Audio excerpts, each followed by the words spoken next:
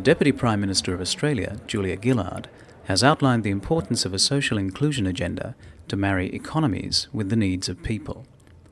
At an event hosted by the University of New South Wales Centre for Social Impact, leading social innovators outlined ways to create positive partnerships between government, business and community life. Our long-term prosperity depends on securing the full participation, economic and social, of all Australians. We have to find new ways to support that participation, and that's why social inclusion matters, and that's why in turn social innovation matters.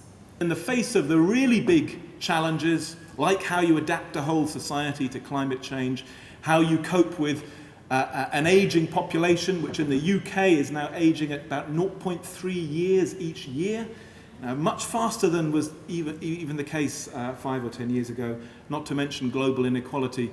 Business as usual is not an option. These will require very different ways of thinking, very different solutions if they're not to drown us. To be socially included, all Australians must be given the opportunity to secure a job, to access services, to connect with others in life through family, friends, work, personal interests and local community, to deal with personal crisis such as ill health, bereavement or the loss of a job, and to have the resilience to do so, and importantly to have their voice heard.